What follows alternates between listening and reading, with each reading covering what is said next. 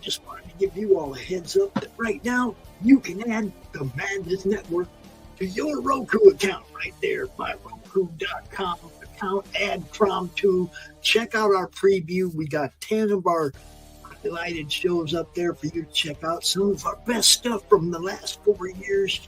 Look, it's hard to pick 10 out of 2,600 videos, but we did it. And check it out. The campaign is launching soon, so be there. Peace.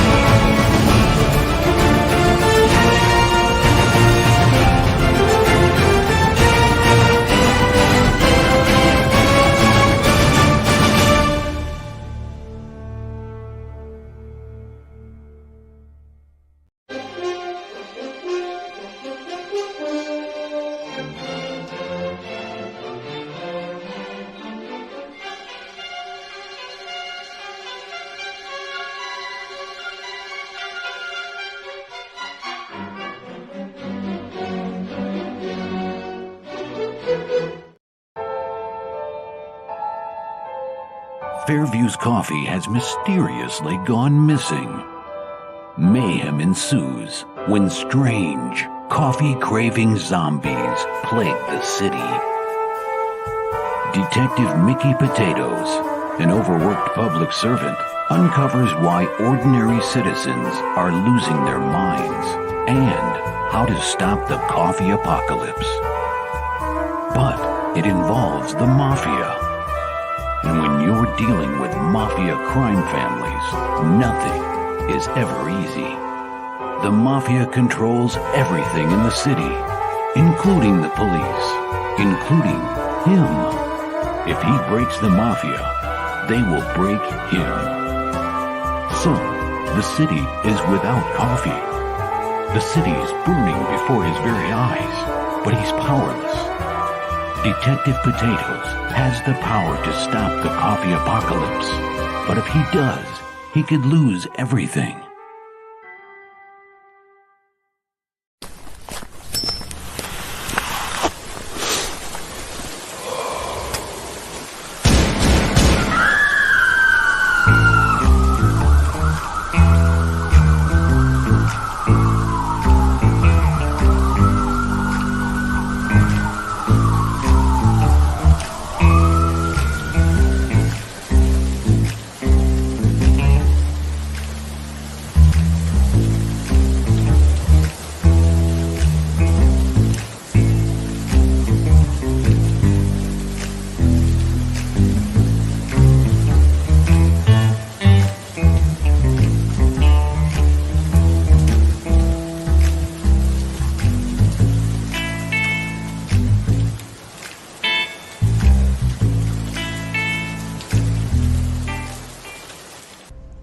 I like these calm little moments before the storm. Money comes big, yeah. It's not small, no. Kiss my entire. Oh, my darling, not 3 times on the ceiling if you want me. Your coffee, sir. Thanks, beautiful. You're welcome. This is a man's world.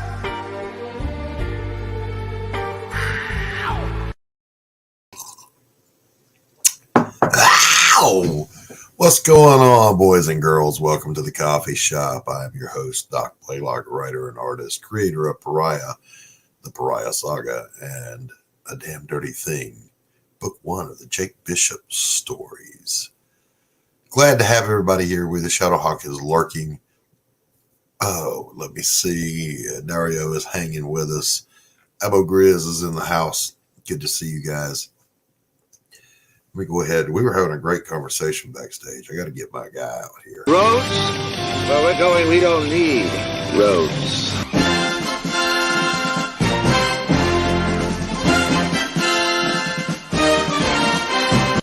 Gordon Shumway, nice to meet you. Interested in a new Buick? Nonsense. I've not yet begun to defile myself.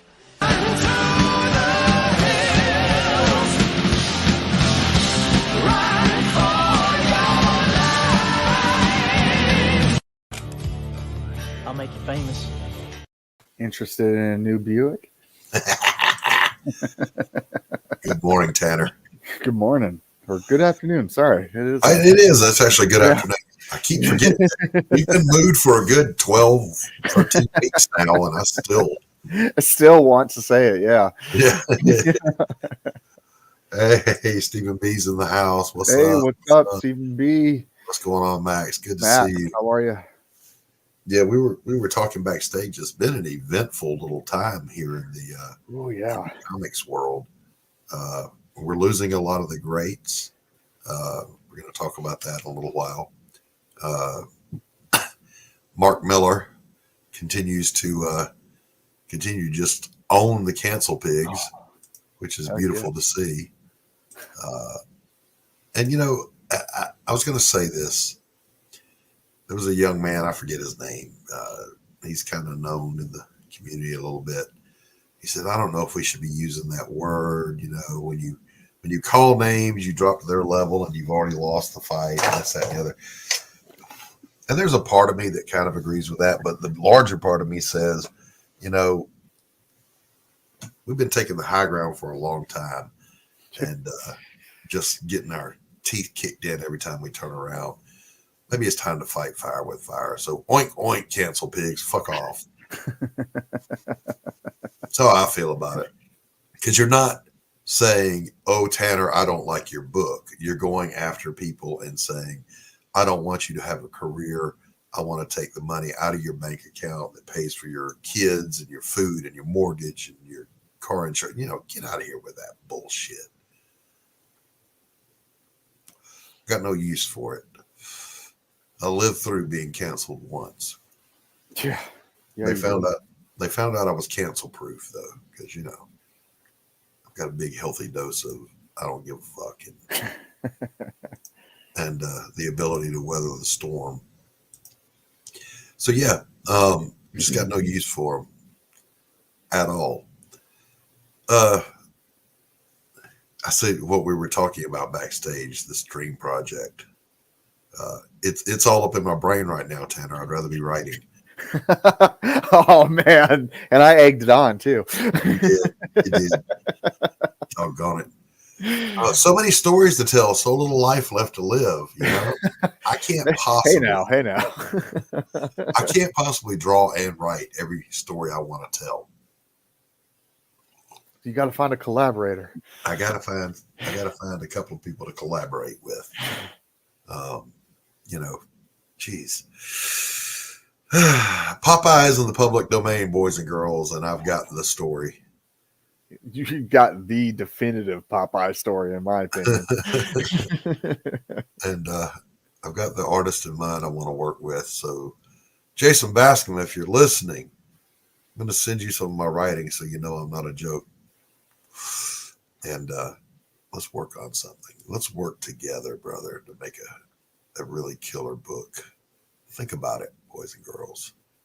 A gritty, down to earth, no spinach eating, no gladly pay you Tuesday for a hamburger today.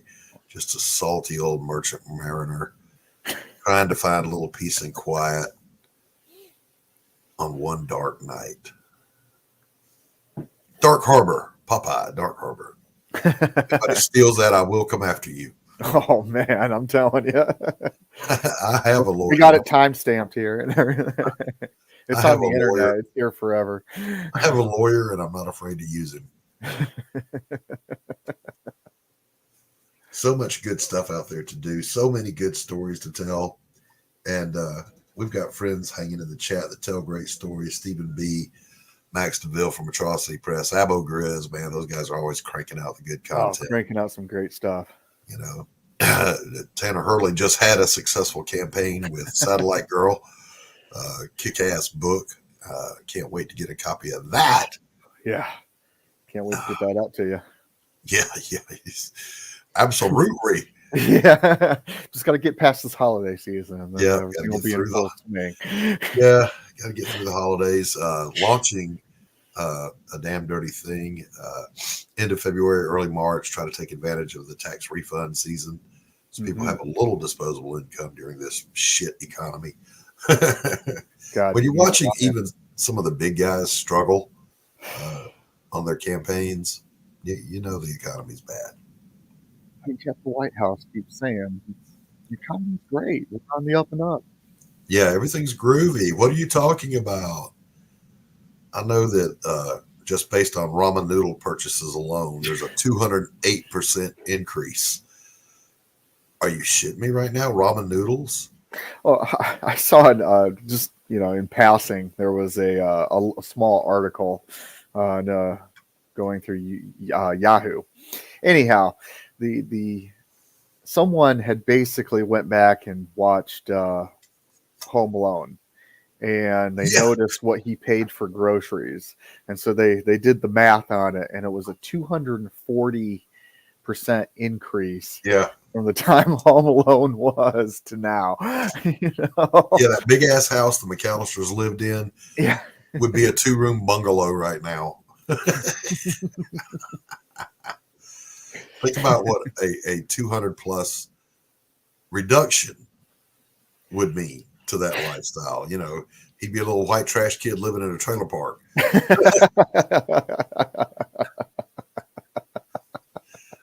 But he wouldn't have the adventure because ain't nobody breaking in there to steal shit. Yeah, there ain't no one going in there anyhow. There's nothing there to steal. Poor Kevin.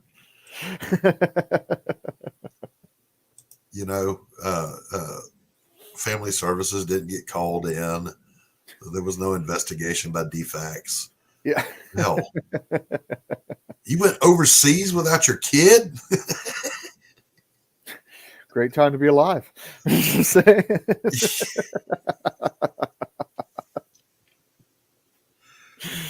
something. It's something. I was listening to one of the prognosticators. I like to use big words, Tanner. I like listening to a prognosticator that said 37% of the population is going to vote a certain way no matter what's going on.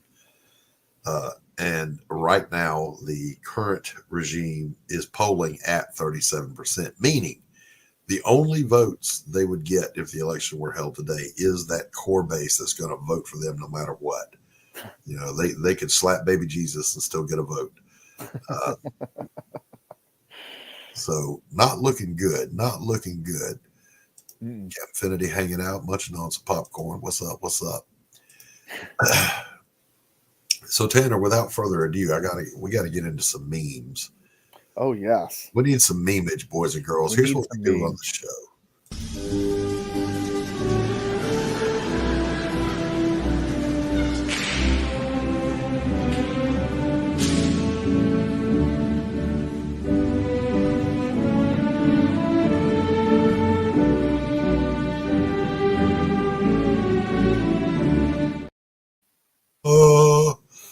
Oh man, my son is wrestling again, and I should have downloaded the pictures. Some professional photographer got some great shots. One is my son putting a boot to the head of a little kid, and he's wrestling. This little guy is wrestling. Looks like he's about that big around. Oh my God! So anyway, here we go. Whatever you do today, do it with the confidence of a 4-year-old in a Batman T-shirt. That's what I'm saying. That's good advice. Do you not remember being that age? I know what this is like, though. I'm not homeless. For 2+ hours. Please help.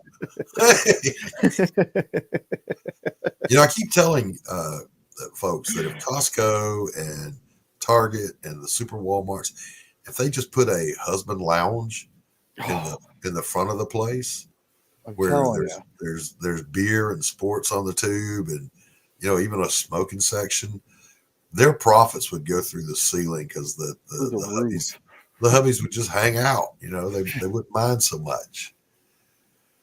But then there's this.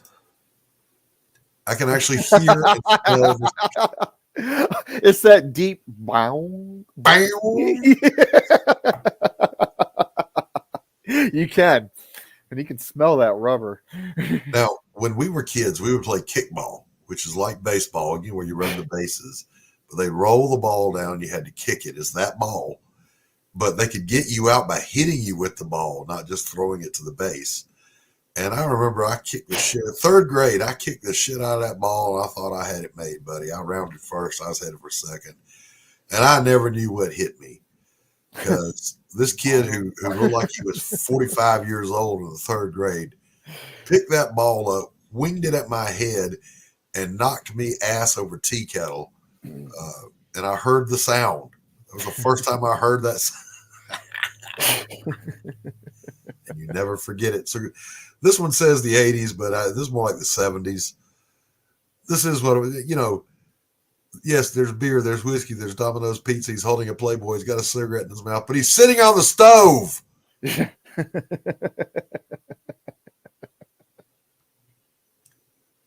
This was my childhood right there. I wish offended people react like fainting goats and just quietly tip over.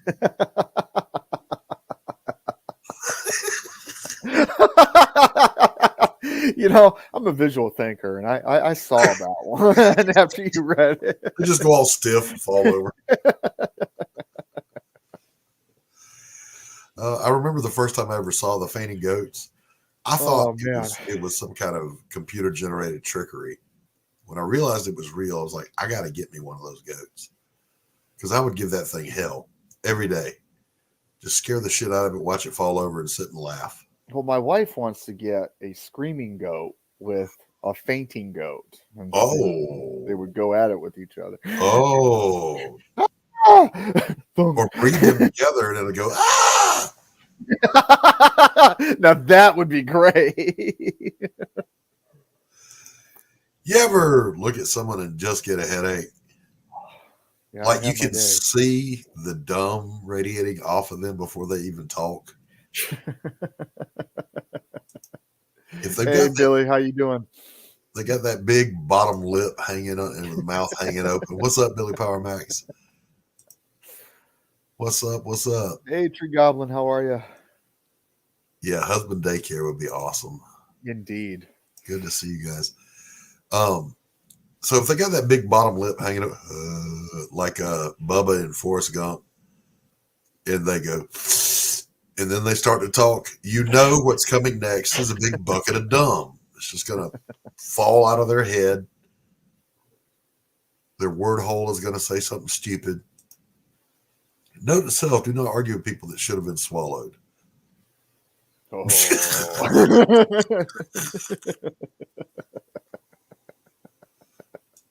I mean, you know. These next two are courtesy of our friend Carrie over in the UK. She sends me stuff. What do you mean behave? He's doing a handstand. That's something my kids would do. Why'd you stop? Brain freeze. Oh, that's terrible. Terrible. I can't show that on this show. We're a family-friendly show here. We are? You serious?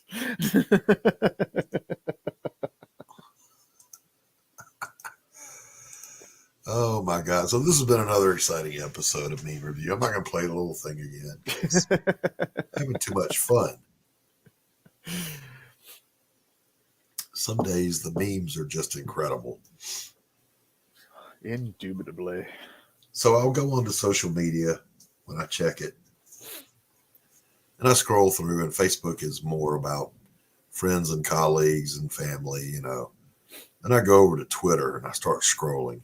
And the first thing I look for is to make sure I haven't been canceled overnight. The next thing I look forward to is the killer memes, and they're there, boys and girls. I think that's the first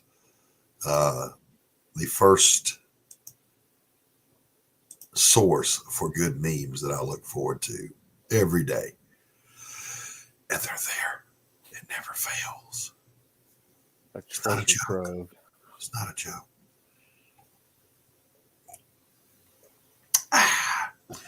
So Tanner, yes, are you ready to do this next bit? I am ready. I was born ready. Let's do this thing.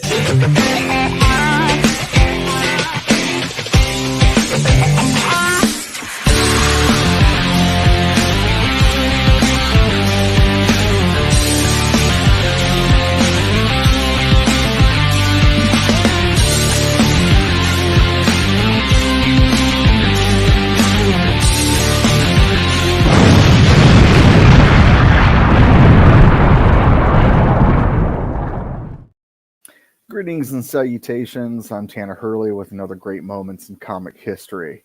It is with great, I guess, sadness, reluctancy that I have to report that we have had the passing of artist Ian Gibson. Now, Ian Gibson was known for primarily 2000 AD, a little book called Halo Jones, which also appeared in the Fleetwood quality comics that came over to the U.S. And he did a lot of work for Dark Horse Star Wars. Namely, he did the Droid series. And C-3PO pointing a rifle at you is all you need to know.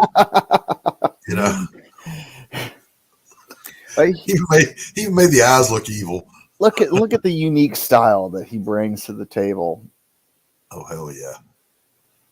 He just had a quality about him. Yeah, and he was able to look. R2-D2 is just a little trash can with roller wheels, but he could still capture motion and emotion out of that little thing. Oh yeah. Let's see. I'll find here's all. C-3PO is kind of a badass in this one, but look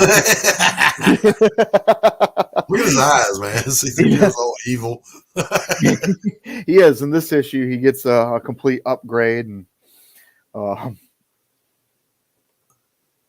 trying to find some good ones with. And they kind of played on that a little bit. Even the expressions on C-3PO. Yeah, in one of the prequels, they had him become a battle droid. Yeah. Here's some good ones. Issue 3. So, Tanner, to your knowledge, what was Ian's first work? To my knowledge, his first work was when doing Judge Dredd in 2000 AD. Yeah. So, and then from there he went on to Halo Jones, and then came over to the U.S. doing Dark Horse. And he actually did not only Dark Horse, he did some work for DC. He actually did Mr. Marvel. Or Mr. Marvel. Mr. Miracle. Oh, boy. Yeah, I remember the Mr. Miracle stuff.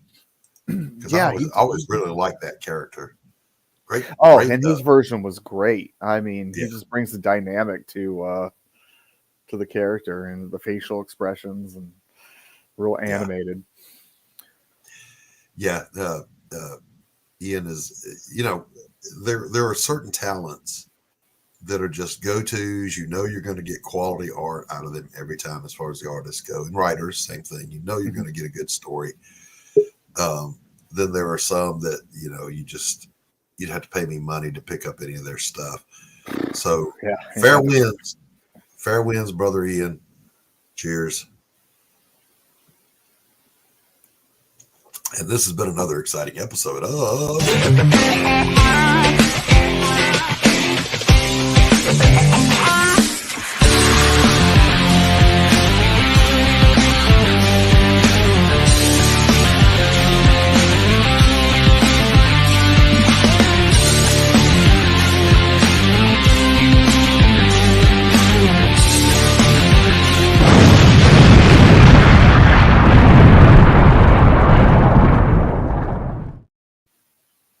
By the way, also in the news, let me bring out a friend of ours here before I go into it. Won't you get in trouble if the boss shows up?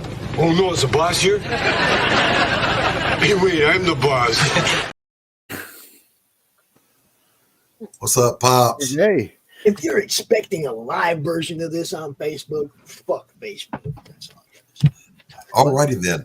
All I'm getting is links from now on. You'll still get a link to the show in the group, but I'm not putting the show live on Facebook anymore. I'm tired of the content claims that are false. I'm tired of all that bullshit. Yeah, there's a particular Indian, as in India, channel that copyright claims every Facebook live stream I put up. I fight every one of them. I win all of them. Really? But it's a pain in the ass that you have to go through every single time. But I wanted to comment on this. Been hit 4 times, Doc. Yeah. That's what pissed me off. I looked and it's like, this is the 4th time you guys have done this to this video. Mm-hmm. I'm done. Facebook, fix your shit. You ain't getting my content. No more ads. Yeah, I reported that channel and Facebook said, oh, we don't see anything that violates our community policy. Yeah. Okay. Posting a meme can get you put in Facebook jail, but false copyright claiming a show doesn't, habitually doing so. So anyway, in the news, it looks like the Ditko estate finally settled with Marvel over royalties. I saw that. And we don't know the details of it. I just hope the Ditko family lives well. Yeah, absolutely. The rest of their lives on the work of the great Steve Ditko. Here's to you, buddy. Good on you. Good on you. Yeah.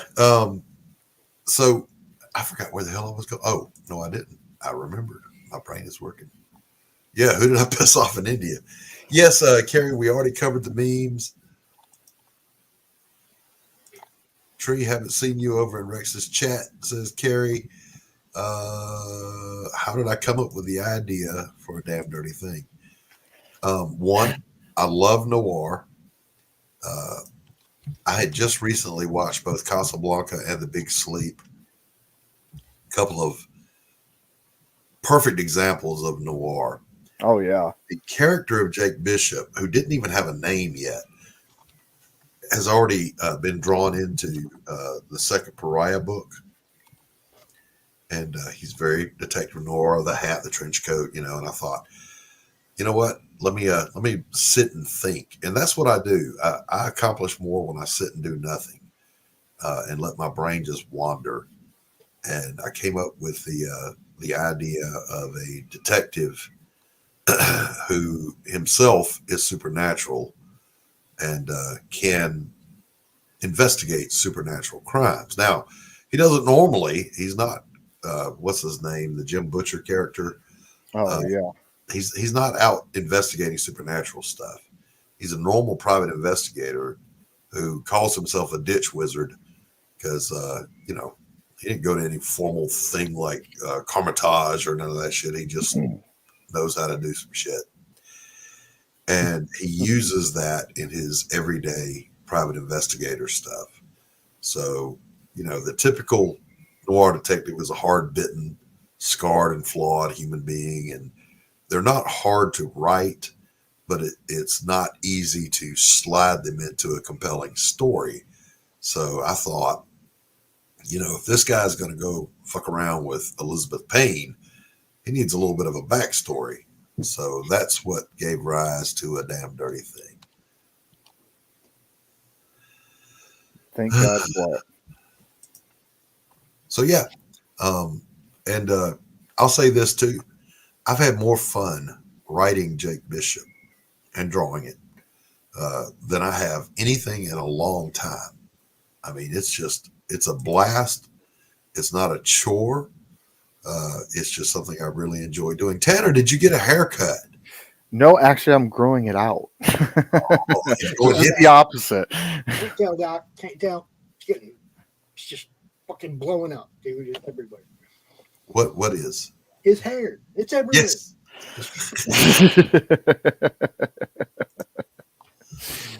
Oh, man. So I'm going to play a little commercial here so everyone has an opportunity to go refill their coffee because I desperately need a warm up. And I know my thing's been spitting out smaller and smaller cups. I'm gonna have to get me a real coffee maker. So let's play this one here, and you guys watch while you get a refill. Bringing you sex, sass, and style. Buckle up and unlock your imagination for a fun adventure with these death-dealing dames. They sail the galaxy in search of spoils. The most dangerous acquisition, and the most fruitful, are the legendary Splinters of Yggdrasil. The Splinters are magical artifacts forged from the Tree of Life that wreak havoc on the universe. The missions are perilous, but the bounty is glorious. Enjoy our hyper-fictional wonderland. How is a pirate ship sailing through space? 'Cause magic. How do they heal so quickly after battle? 'Cause magic. How are they able to communicate through jewelry? 'Cause magic. It's all about the characters. Abo, rough, robotic, ready. Mo, carefree, callous, courageous. Mistress Graven, daring, diplomatic, dominating. Betsy, academic, accountable, aristocratic. Nefara, ancient, assured, adrenaline junkie. Bruto, proud, prominent, protective. Fisty, independent, incendiary, invigorating. Roxy, superficial, scarred, secretive. Once you get to know this diverse crew of mythical miscreants, you'll be anxious to find out what trouble they'll get into on the next episode. Go to abogrizzly.com and order both halves of the first episode today.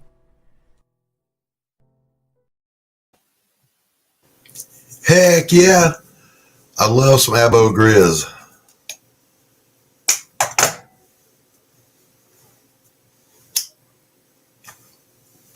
And a deafening silence ensues. What the hell? Mm-hmm. I'm just reading stuff I can't believe I'm reading. I'm sorry. Same as always. Arrest his ass. There's people in prison for contempt of Congress. Arrest that motherfucker.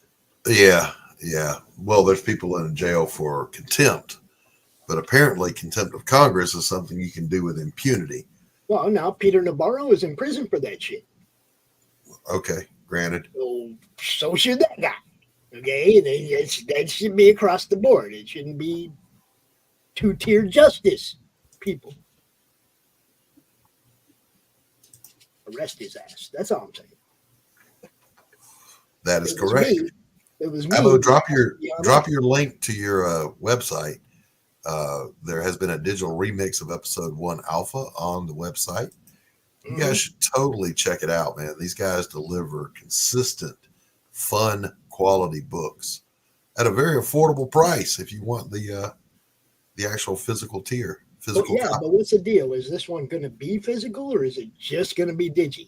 I think that was just digital, Pops, based on what I saw. I went over and looked at it, Abo. It looks great. I'm not a digi guy. I need the copy. I need the fizz. I need the physical copy. That's just the way it is. Well, give them time. Give them time.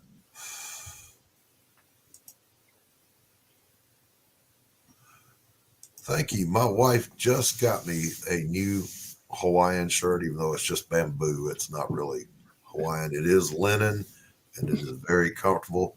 The only thing about a good linen shirt is when you walk, it sounds like a sail billowing in the wind. Full digital for now.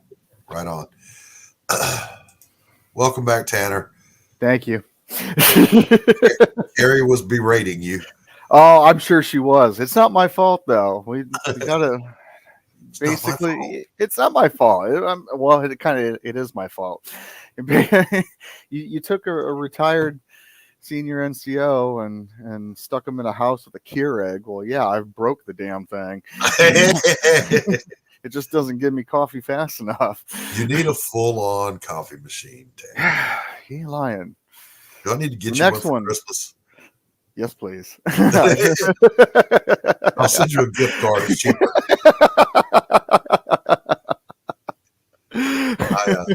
We have gone through.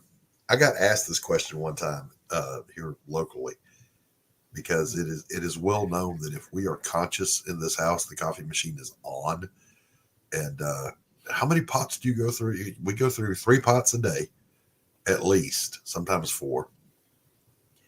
And the machine is always on. There's always coffee. And we go through them. There was one year we went through 3 coffee machines. And I guess, I don't know, maybe they were defective. Who knows? But no, they just don't make stuff like they used to. Yeah.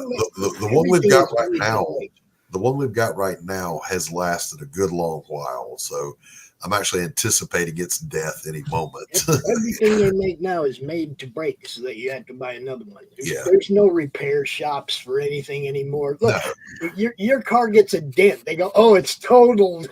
You know, it's like nobody fixes anything. Nothing's built to last. Here's the truth. In a disposable society, yo. I own a Black & Decker electric can opener that will not open cans.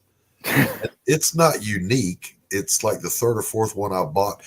They barely hold onto the can. They drop off. Can openers are terrible. I'm having the same issue with mine. Can openers are like the worst nowadays. And I remember that avocado green Sunbeam one I had in the 70s. Yeah. You can open a barrel of oil with that thing. You can buy the manual ones, and those fuckers break. Yes. That's what I got right now. It's a shitty manual one. But you remember the old military, the little tiny flip one? The R-24. The best fucking can opener there is. Yeah, I have 4 of those in my drawer just in case. There is. But listen, true story, you guys. When I was director of operations for a residential treatment facility, before it opened, I was staying there getting the places ready. We had 6 houses, and I was staying in the primary house. It had a little office attachment, and the place was just stocked with canned goods, for the guys coming in when we opened up. And I was hungry as hell. I thought, I'll just go open a can of something. Brand new manual can opener. I open it. I put it on the can. I twist one time. The handle disintegrates in my hand, and the cutting mechanism just falls apart. Mm-hmm. Are you shitting me with that? A brand new one? Yeah. That's what I'm saying. You buy them off the shelf at Walmart. You bring them home. You go to open one can, and you have pieces of a can opener in your hand. And it's happened to us more than once. We had to buy one of them super duper heavy duty manual ones. It works. But it was like $8 or something. $8, bro. Dude, for Christmas, I'm going on eBay and I'm buying myself a 1970s Sunbeam can opener. All metal. Weighs as much as a bowling ball. I want one of those. Hell, it had the knife sharpener on the back. You mean the knife grinder? The knife grinder on the back. If you don't know how to sharpen, those things can plug your knives up. I remember the first knife I ever tried to self-sharpen. It looked like a serrated blade by the time I was done. I just did a horrible job on it. And I was embarrassed because it was my K-bar in the military. The Marines gave me just endless shit about it. Damn, Doc, what are you trying to do? Slice tomatoes with that thing? Sorry.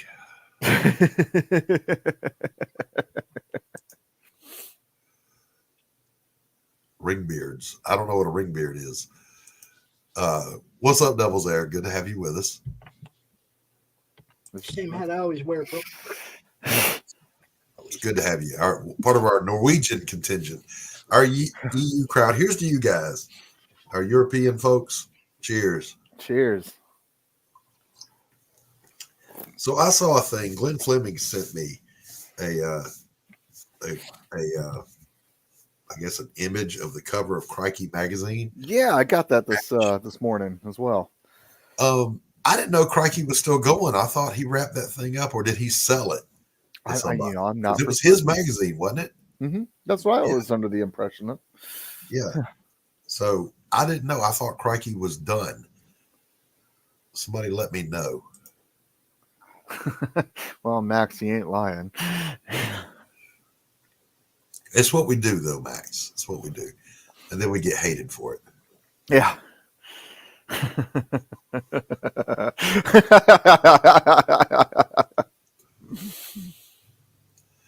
I remember when they wouldn't let the Tomcats fly over France when we bombed Libya in 86, I want to say. 84. after, okay, well, After we at shot any down rate, they those wouldn't two allow shows. us to fly over France. And I remember my chief saying, them fuckers, next time somebody annexes your ass, don't come crying to us. Yes. It's funny because when I had just gotten out of boot camp when we shot down those 2 Russian-made SS-22s, and it was like I was like, "Oh shit, here we go. We're going to war. We're going to war," and it was like nothing. We bombed them. And it was over. It was over. There wasn't no retaliation. It was over. No, it was 86, April 15th, 1986. Yeah. Because I remember I was in the med when that went down, and it got sticky for a minute. Well, I don't know if you remember in early 2000, when South Korea, the military ran over the little girls. That was literally en route when that happened. Yeah, I had to fly into South Korea with all that hoopla going on. I was like, oh wow, this is great. I routinely, Tanner, sent my detailer bribes to not send me to Korea. I did not want to be. I wanted it. I actually requested it. I volunteered for Korea. I did. I enjoyed it. You know where the Mardiv is. If they're in Korea, they're up on the 38th parallel. I did not want to be up there. No. Send me to Diego Garcia before you send me there. I didn't want to go. It was a different time though. Like I hear guys talking about Korea, and it's nothing like when I was there, curfews and can't do this and can't do that and lockdowns galore. Yeah. But I was like, not my experience. So sorry for your luck, but I get what you're doing, Abbo, but this is a work device. This is not a play device. I sit for you. I don't read comics. I go to work. That's what I do with devices. There is certainly an audience for it, Abbo, and I wish you all the best with it. Hey, we're going to drop the link in the chat. If I know you, you can come in. But I'm in the mood today. If you bore me, I'm going to kick you out. Just saying. No boring. I'm in a good mood. So nobody killed the mood. Don't come in and be boring.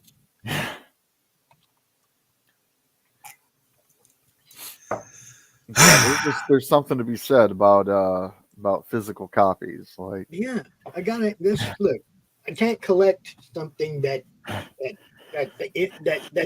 the phone provider can shut off. What good is it if I don't? I mean, I need something in my hand that nobody can take from me without a physical struggle. Abbo, at least.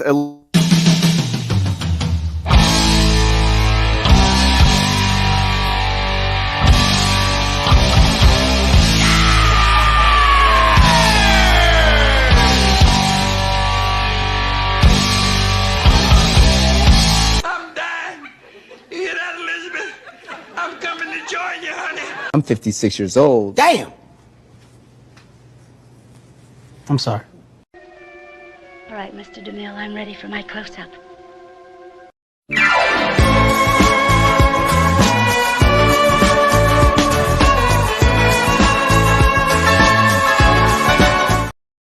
Damn! What's up? Damn! What's up, Max? What's up, Max? Got a new desk. Got my. I have to wait till my USB extension comes so my camera can actually go up on my monitors, because it's an L-shaped desk and the computer's on one side and I've got 3 monitors. I don't know. I kind of like this new angle. You got yeah, we're not looking down at the top of your head right now. Just leave the camera there. Hey, just think about it. When I got he falls asleep, coming. you'll be looking right up at him.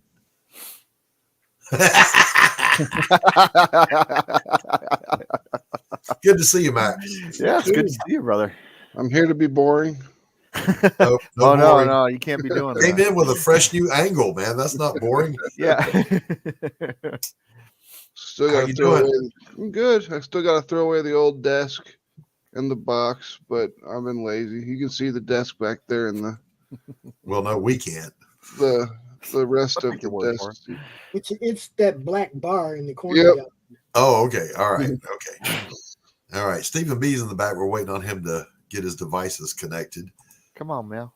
Albo, I know I can download it. I know, and see if I like it. But the thing is I already know I'm gonna like it. I want a physical copy of it. Yeah, Well, I was going to say, do a small print run, just 50 copies at least. So for Ian Pops Christmas. can at least get 2. For Christmas, my buddy Charles, who runs an LCS, he got me a Captain America from 1976, which is when I started collecting. Damn. And you opened it already, didn't you? Of course I did. And I smelled it before I did anything else. And the Christmas unboxing challenge, because nobody else can handle waiting until Christmas. This was at Thanksgiving. Shut up. But I took a big old whiff of it, and man, does that ever take you back. I loved it. Yeah, the smell of that pulpy paper. Oh my God. Yeah. I'm telling you. I just open up one of them boxes of stuff that's not bagged yet. Get hit in the face with that, just put the cover back on. I'm good, Yeah. Your olfactory senses, by the way, if you didn't know, are the senses most strongly associated with memory. So your sense of smell will always take you back. Certain smells. Gasoline always reminds me of Saturdays and cutting grass. And it was fully leaded gas when we were kids. It smelled different. Yep, we had actual good gas. That actually did stuff. Yeah. And by the way, these modern mowers with their RPM limiters, listen, that mower we had when I was a kid, if you ran over a hunk of granite, you made gravel. Yep. Just saying. Big old evil things. I remember I used to mow the grass and I'd get stuck on this. There was this root in the backyard. And like, if you hit it just right, it would cause the blade to stop spinning and it would just start squealing. Yeah. You had to stop it and turn it back on and start it back up again. But. Yep. I mean, my riding mower, my John Deere riding mower would hit a thick piece of grass and are you shitting me, man? That push mower I had in the 70s wouldn't have even noticed. Yeah. I remember there was a field between the pastorium and the church where my grandfather was pastor. And he said, it's ugly, it's overgrown, there's no curb appeal, let's cut it down. So I went up there on a Saturday. He had one push mower, I had another one. It was easily an acre. And it was just brush. We cut it down to the nubs with those two mowers. Heck yeah. Man, my stepdad had one of them 1-horse Briggs and Stratton motors on his push mower, right? And it would always bog out on him and shit, man. And we had a 3.5 horse motor on the go-kart. Little adaptation, little switch out of the motors, and the yard just got mowed smooth as hell, dude. Yep. More power, as Tim Allen liked to say. More power. Needs more power.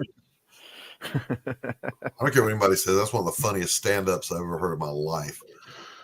When he released that on, I think it was on HBO, I had just gotten out of the hospital and I had stitches and I had to turn it off because I was hurting myself laughing. That's funny. You had to come back and watch it later. Yeah. I'll watch that when I'm all healed up. Not a lot of really funny comedians anymore. Chris Porter, Ugly and Angry. If you get the opportunity, watch it. Yeah. It's some old school. Why are we promoting Hollywood? I gotta know. It's not Hollywood. He's indie. It's right behind his head. Hollywood. Yep. Look up Ugly and Angry. They ain't got nothing to do with Hollywood. No, he's talking about my poster in the back. The sign behind his head. Max. It should say Hollyweird, not Hollywood. Somebody needs to go fix that sign on that mountain. I'm saying that picture's from the 40s, or whenever that sign was made. It's been colorized. Yeah, Chris Porter is fantastic. His whole routine about Taco Bell had me dying. Oh my God, I'm gonna have to watch that. You know, they defend that sign They defend that sign more than anything else in California. You can't get near that fucking sign, but you can cross the border. Yeah. I mean, you know, if you're an illegal, you can get away with murder, but don't touch the sign. Yeah, you can't get near that sign, dude. Don't touch the sign, boys and girls. Stephen B., what happened to you? Did you give up?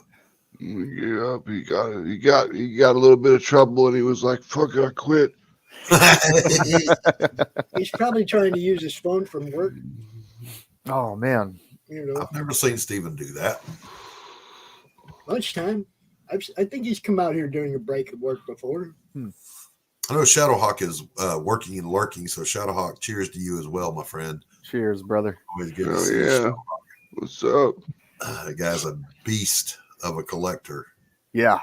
And I, You know what I did this morning, guys?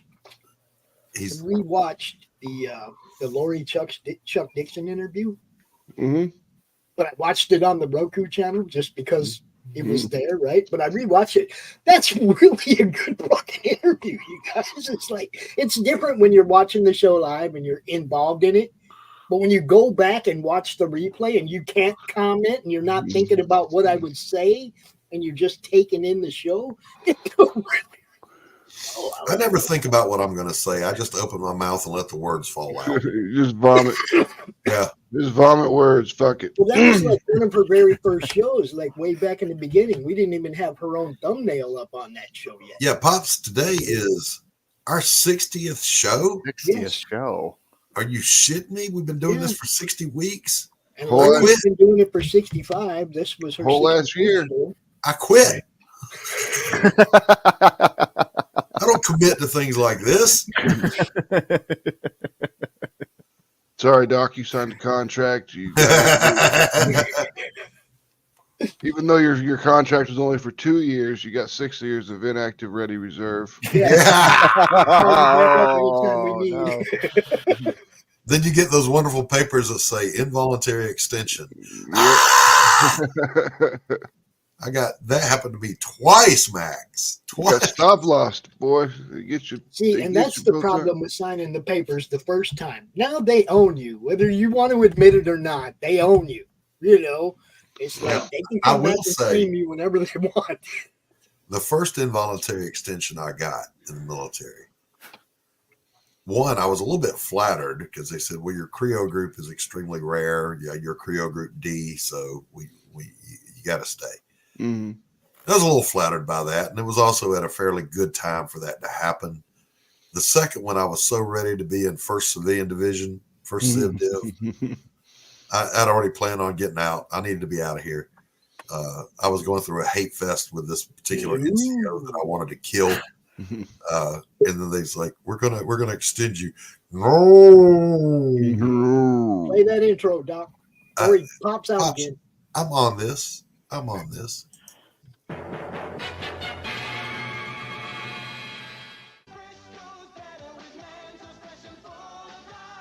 There is no spoon.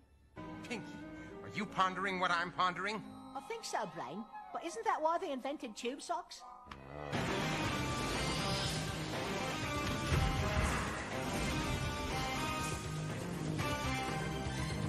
Oh, he's so handsome. Well, hello, Mr. Fancy Pants.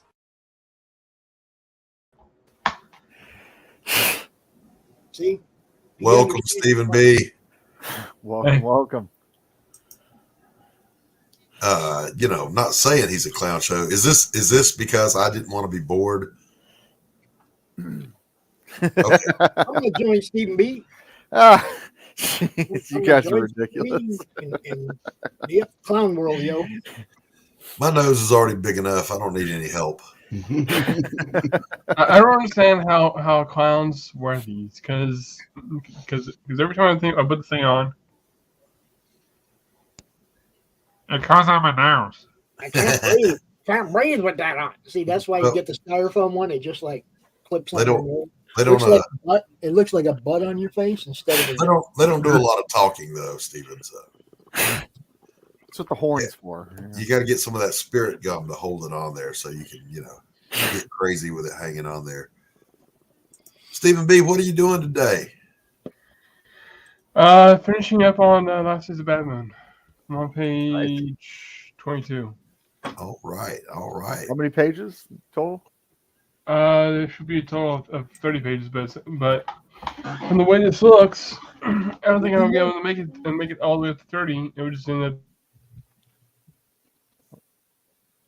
He froze.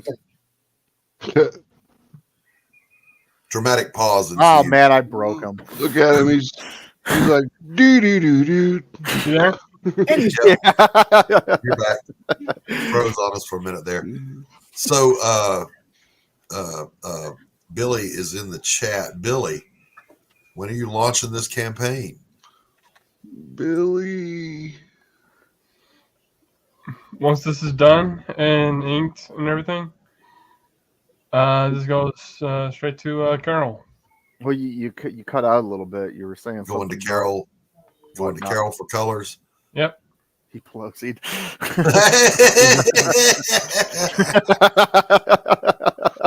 That orange character is named Marmalade. Yeah. That's RJ's puppet. That's RJ's puppet. He's the one that does that. Mm-hmm. That's why he says this is Popspan Marmalade. He's telling you his name right away. See, he's like, yeah, he just gets the videos name. out there with marmalade in them. He just gets the name of the network wrong. Yeah, that's why I thought it was cute. It was like a puppet, and he got it wrong. I'm gonna go with it. I could have made him, do it again, but it was like it's a puppet that represents like a 6-year-old. I mean, it's got like a 6-year-old mentality. So if it gets the words wrong, it's okay. It's a puppet. Man, that's a kids actually interviewed Marmalade. That's a lot of mental acrobatics to make that fit. Yeah. Huh?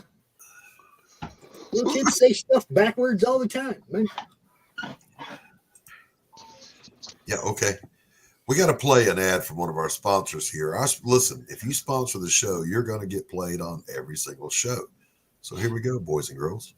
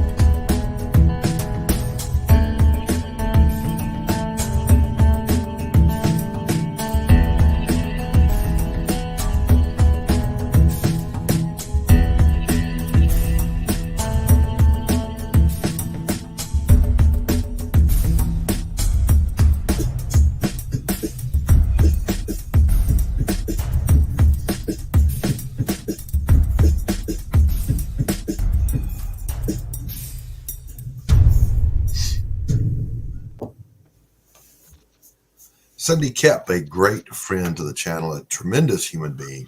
Oh, yeah. Pretty good writer, too. She's an awesome supporter of indies, all thing indies. Yeah. Doc, did you've seen that wonderful X-Force cover, right? Oh, my God, yes. All right. Have you seen Jim O'Reilly's version of it? Oh, yes, my God. Jim version was sick. James Lee's. I've seen 2 or 3 people who redid that better. Now, I got to ask before we deep dive this. Does anyone know, is John Cassidy, is he experiencing any health issues or anything? I don't think so. I mean, I haven't heard anything about it. I think I have a theory, Max. Because we've seen this with like Tim Sale, right before he passed. He started to decline. A lot of guys, they have a tendency. Well, I had a theory. I had a theory that they came to him an hour before press and said, "We need a cover right the hell now." No, because if you look at he did a cover for Conan, and he did a cover for. Well, his other cover work is fantastic. He did a cover for Doctor Strange, and all 3 of them had the same aesthetic to them. Yeah, but were they well executed? No, not compared to. I mean, compared to what you're used to from John Cassidy, absolutely not. And me and Jem were talking about it, and we both agree that he says it's not the artist's fault; it's the editor's fault. I say it's the editor's fault and the artist's fault. I mean, the artist turns in crap, and the editor's too chicken shit to fucking tell them that there's garbage and redo it. Yeah, I have to believe you get what you pay for. If they're paying him shit, he's gonna give them shit. I have to believe it was a time crunch. It's gotta be. There's just no way any self-respecting artist turns that in. What, like I said, go look it up. John Cassidy. He did a Conan covering. Bring it up for us, Tanner. I'll find it. Okay. You look it up. You look it up. Tell the host to look shit up. The point is that, and I seriously think this, the wages that they're paying the artists is starting to show in the art. Okay. It for damn sure shows in the writing. Oh, it's been showing in the writing for the 10 years. Yeah. Actually, the writing started going downhill in the 90s. Look, I've been reading all this JLA stuff. I told you guys I've showed it off and stuff. And most of this is some of the worst stuff I ever read. If I had read this shit in the 90s, I'd have quit buying comics then. I ain't lying. If I had read this crap back then, I would have went, yeah, I'm done with comics. It's that bad. I've been done with mainstream superhero comics for a long time. Oh, yeah. Right? Tanner and I were talking backstage. I'm not in love with the superhero genre. I'm not in love with mainstream comic books. I'm in love with storytelling. Mm-hmm. Whether it's me doing it or me being the consumer reading good storytelling, whether that is, Frank Miller's Man Without Fear, the Daredevil book, which was amazing. The Watchmen, V for Vendetta, the really rich, good, well-written stuff. Yeah, give me that any day. They just happen to be superhero-ish. It's not that. They're superheroes. You know what I'm saying? Yeah. Well, it's like Mary Machine Gun. Everyone keeps asking me how I would classify it. And I'm like, well, it's not really a superhero book. And it's not really a slice of life book. It's just kind of mythological action feature. Yeah, I always just say it's just an action comic with the female lead. Yeah, but it's got the mythology. It's like Thor: Tales of Asgard. It's giving you more mythological. Yeah. And we'll be getting into that. Not this story arc or the next story arc, but the story arc after that one is going to be Mary Machine Gun Ragnarok. And that's going to be awesome because that's going to be Mary living through Ragnarok. Nice. I just like good storytelling, whether it's a novel that I pick up or a graphic novel, a comic. It doesn't matter what it is. Is it well done? Does it tell a good story? I hear people kind of shitting on the whole cliche of a Tom Clancy novel. Listen, you don't know in-depth, down in the weeds storytelling till you read Tom Clancy. Mm-hmm. That's just amazing storytelling. His only weakness is sometimes the dialogue that he would write for some of his characters was so cliche, it was horrible. But everything else was just magnificent. And to be honest with you, like when it comes to art or to writers like Dean Koontz, a lot of people love Dean Koontz's writing. I like it, but it's super fucking cheesy. Yeah, true that. Maybe that's why I like it so much. I mean, like the Odd Thomas books, loved them. I read all of them. Yeah, Tom Clancy got asked in one of. I followed his personal blog before he passed away, and he got called out so many times about how do you know all this? And he said, "Listen, here's what it comes down to. if A exists and C exists, there has to be a B. Just follow common sense to get to the B and flesh that out. Mm-hmm. And that's how he came up with all of that. And he was spot on right. Now, in The Sum of All Fears, he was so in depth that he had to change the narrative so that people wouldn't learn how to build a nuclear bomb from his writing. Yeah.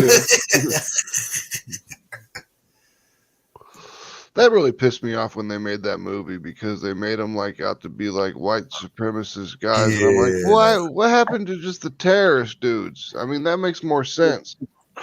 There has not been a good Clancy movie, period. The closest one was Hunt for Red October. This Jack Ryan TV series, the only thing it has in common with Tom Clancy's work is some of the names. Who's a Jack Ryan? I don't even like it. and the worst offender of all was the John Clark Without Remorse movie. That was not the book at all. At all. Yeah, it makes you wonder like how they got away with using the title. Yes, just Number seven for the unboxing challenge from Brass T Publishing. Is that Tom Clancy? Mm-hmm. I don't know who Brass T Publishing is, you guys. Open it and find out. Yeah. Yeah, but then you take away the surprise. The whole thing is, opening stuff on Christmas. Some of that stuff, I have no idea what it is because it's not stuff I want. Oh, you're better than Anthrax. Me. Yeah. Surprise, bitches. Well, this isn't that shit code. wouldn't do nothing to me. Just concrete. Gotcha, bitch. Right, we got seven for Christmas Day. I have none. Me neither. None. Zero. I'm still waiting on my facsimile copy. If you're a publisher out there and you want to mail the doctor a little something for Christmas, I'll gladly Do it take so it. you can join me in the unboxing. There you go. Quick. No, I'll open them right away. And don't send them to him. Send them to Christmas. Send him to 10. He'd be in the spirit of Christmas. No, he won't. He's a Oh, family. well, I'll open that shit. I want to read You don't comics. know me man. very well. I'm like the Grinch. My kids even call me out. Ain't nobody in this group with a ball sack but me. Yep. Mhm. No, that's my boy Tanner. Cheers. Cheers. I got to open comic books up because I don't know which ones I've gotten and which ones I don't got. And then I got stuff coming from eBay for Christmas presents, and I got to open all my shit so I can figure out what the hell I got. 'Cause I don't even know half these publishing companies that I buy off of Kickstarter and Indiegogo. I mean, That's what I'm saying. Like Brass T, Indiegogo, eBay. if whoever is Brass T Publishing or whatever, if that said that on your ads and on your Kickstarter and all the things that you're all the ad stuff that you put out there, if we knew who Brass T was in alignment with the product they sell, then I'd know who that was. You're absolutely right, Carrie. I can't argue. You got to put your look. Apothec I'm Press sending now 8 Tanner Ball a gift Studios. card for a Everything coffee Tanner machine. did, you knew the name of the publishing company. That's part of marketing, guys. Come on. I'm going to send Tanner a gift card so he can get a coffee maker in his studio. Oh. Right there. Right there. Good to go. I got to get one to put in here also, but I got to make some room. Got another guest joining us. Welcome, Devil's Air. Hi. What's up? Hey. What's going on, bro? Good. Just I talked with my brother because we're going to a movie with my mom somewhere next week, so gonna be interesting. Right on, right on. Yeah, I got to get a coffee maker for in here. It originally I didn't when I'm painting back there, and you're in the zone, and you have to take a little step away break from it. It helped to go to the kitchen, get a cup of coffee, come back and put fresh eyes. Coffee helps with everything. But yeah, at the rate Coffee is the WD-40 of creators. the amount of time that it takes to shuttle back and forth getting coffee At my age, that's wasted time. That's all I'm saying. At my age, we don't waste time. Well, Doc, I mean, how difficult is it to get a coffee maker? You can just pull out the old percolator, right? I wish I had an old coffee anyway. I wish I had one. I would put it right here. Percolator was so much better, man. The coffee was. I love the sound they make too. We had one. Somehow, like in my recruiting center, we had an old percolator. Oh, nice. See what you do? You hit the yard sales, the old estate sales and shit. The old people, they got them. They have them. Yep. Guys, that shit still works. Go grab it. You know? Yeah. Oh, it's worth it. It's worth its weight in gold for sure. Yeah. Tastes great. Tastes great. And that's no doubt. Look, what I was saying earlier, Tanner, you know what I'm talking about. Everything you do, people know what publishing company is putting that book out. Your branding of your publishing company is just as important as your branding on your IP, guys. Yeah. Oh yeah, absolutely. Sure. Okay, look, tell me, okay, this is my character, and we're publishing through Rampart or 8-Ball or. People get that a connection. And you got to promote your publishing company as well as your IP.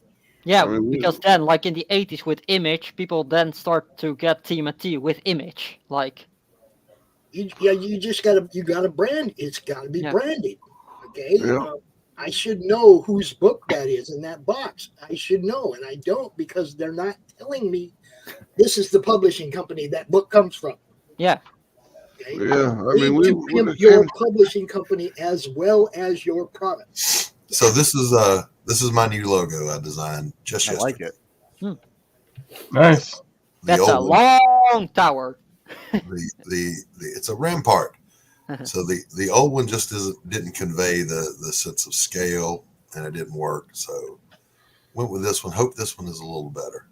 Yeah. I like it. Yeah, we went with the devil head and the logo, and I mean, when we did our stuff, we really kind of had meetings upon meetings upon meetings and did research into what we could do to market our publishing company just as much as we market our books, because you have to.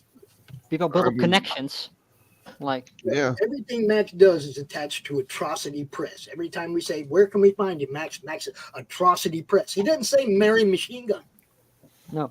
He doesn't say Human Hunters. He's not talking about IPs are there. The publishing company is the thing you need people to familiarize. Our country is built on sigils. I mean, everything from McDonald's to Goodyear is it's a sigil. It's I'm taking it back, Billy.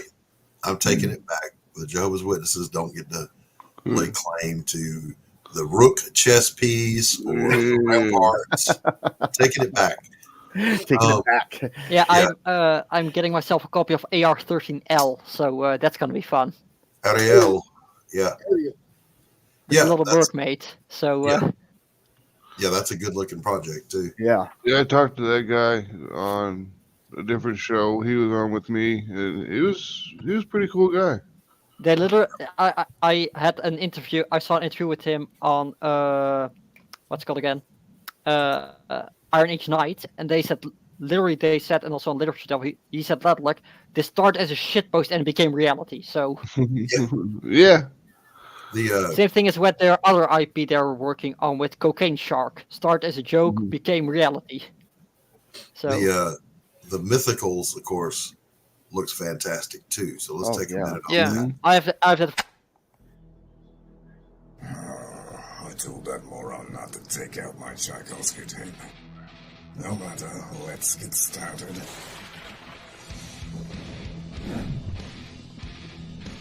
Here we are, Nancy Moon. The last time we left our heroine, she had just joined my esteemed colleagues at level M. We have the soldier who cannot stop talking, a magician with money issues, and a vampire with a checkered past. But there are other teammates she's yet to meet.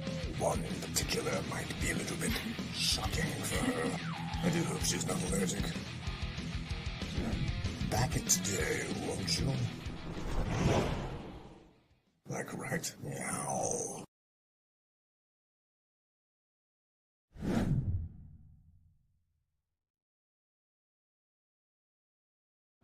I'll tell you what, you bringing up Hojo, like I love that dude. I love watching that guy in interviews. He is so chill. He's so deadpan. He is. I just want a back order, so I have watched him get trolled by the cancel pigs. Oh, seriously? Oh, yeah, they want him gone. He decapitates them and moves on to the Why did they want him gone? What did he? Because he has a voice and he speaks up. Oh, so the cancel. If you don't have a backbone, and then Hojo, he dismembers them and leaves them twitching and moves on to the next one. Heck yeah! And I told him, I said, "You got a hell of a fan base there, Hojo." He goes, "Yeah, I can find them, can I?"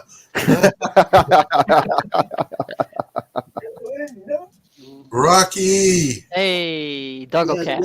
He's here. Say hi to everybody. That's a Rocky. What a good boy. From Rocky Balboa. Rocky. Here's some butt. Here's your Yeah. butt. Doggy butt. He's talking out his ass. He's always talking. I know. Yeah. Who's that good boy, Rocky? You are. Yes, you are. Good doggo. You want a treat? You want a treat? There you go, Barry. There's your Rocky sighting for the day. I'm not Rocky. Rocky Cam. Yeah, I had to give him a camera of his own. He was being a pain in the ass. And we were like, I had a dog too, so I know. So My buddy posted this morning. He said, "You ever? I think my dog. I'm my dog's service person," and I laughed. Yeah, I was like, "I got cats, and I get that." My comic I did yesterday. It's still on Kickstarter. I think you can still demand it on Indiegogo. Yeah. Yeah, he really shotgunned it out there for the mythicals. Yeah. And all kidding aside, it looks like a great book. Yeah. The first one was really good. The Ultimate Kahuna made a review on it together with Everly Music. So yeah, I have not yet had the opportunity to get it and read it, but I intend to. Aren't they on like issue 6 now or something like that? Huh? Are they? No, on issue 6? that's issue 2. Yeah, it's issue 2. Thinking Carissa's on like issue 7. That's probably what I'm thinking of. I say Carissa's on 8.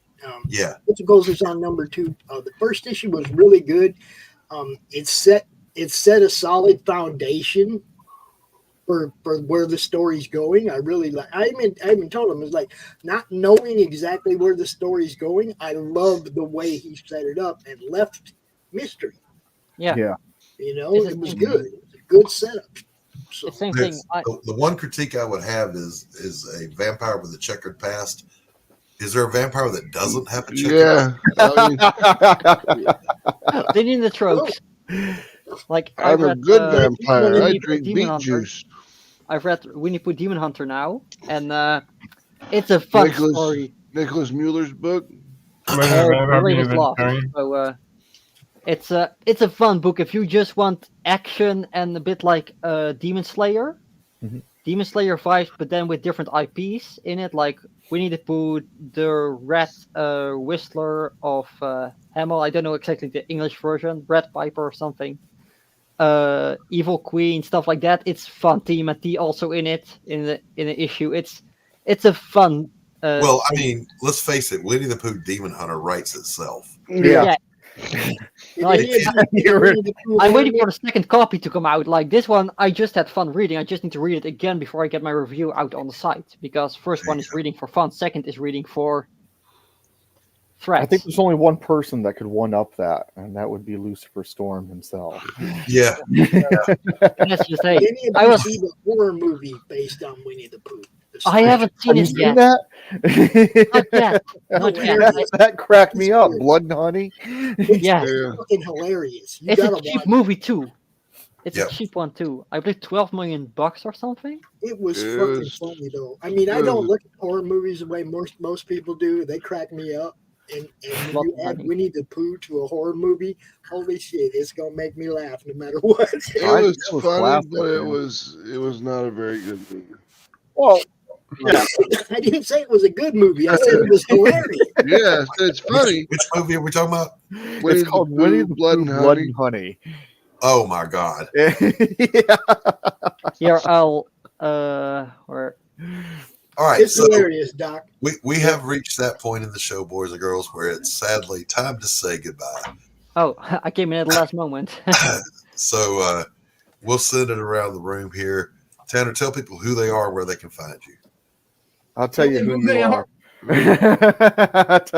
So I'm Tanner Hurley. You can find me right here in the coffee shop here on the Madness. Still working out some stuff, but I can be found on Instagram and I can be found on Facebook. So look for me there. All right. What? Promote yourself. Yeah, just look for us here.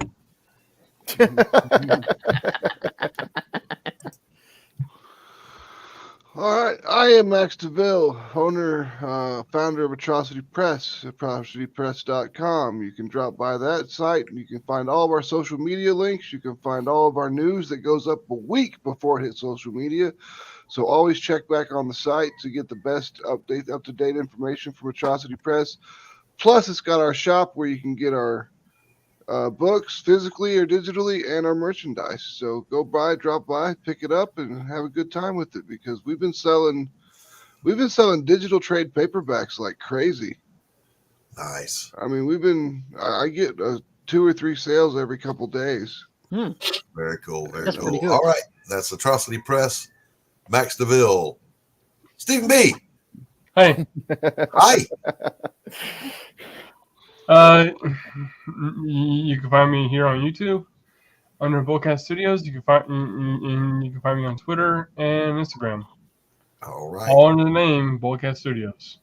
And that's Crips and Legends, Rev, and that's his bad move, but that's going to be under Billy's logo, which I'm working on right now. All right, fantastic. The logo or the book? Both. I'm Devil's Air. You can find me on Twitter at Devil's Air, but to replace the I with the 1. I make memes for fun. I make memes for comics and books as soon as they get promoted or on stuff. I make it for fun.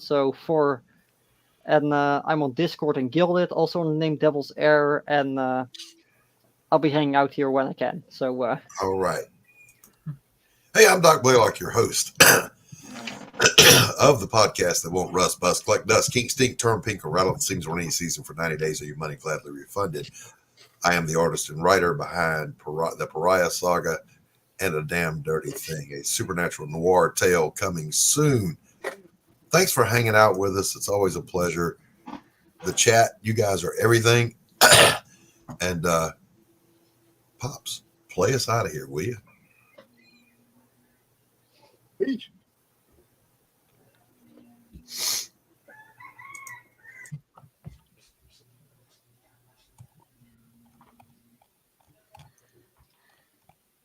Yeah.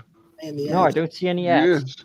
Oh, it's on me. He does it all the whole show, and then at the end it's like, oh, work, Pops. Work. Technology, it's fun when it works. I think he had to pee or something. Oh, there's nothing wrong with the technology.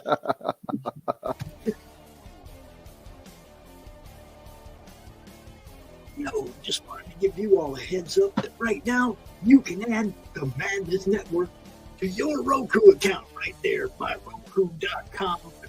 Add Crom 2. Check out our preview. We got 10 of our highlighted shows up there for you to check out. Some of our best stuff from the last 4 years. Look, it's hard to pick 10 out of 2,600 videos, but we did it. And check it out. The campaign is launching soon, so be there. Peace.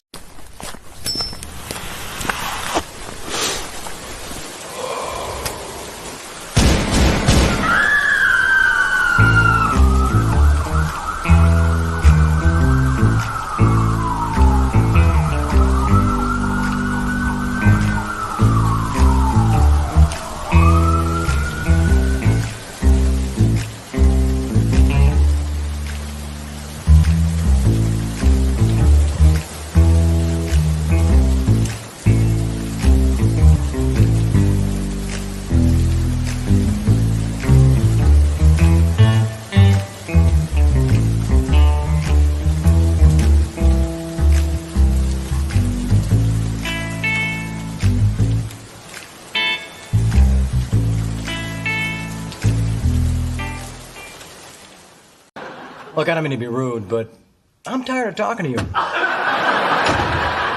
And don't think it hasn't been a little slice of heaven, because it hasn't. Well, what do you know? I finally got the last word. Good night, everybody! Quitting time! Quitting time!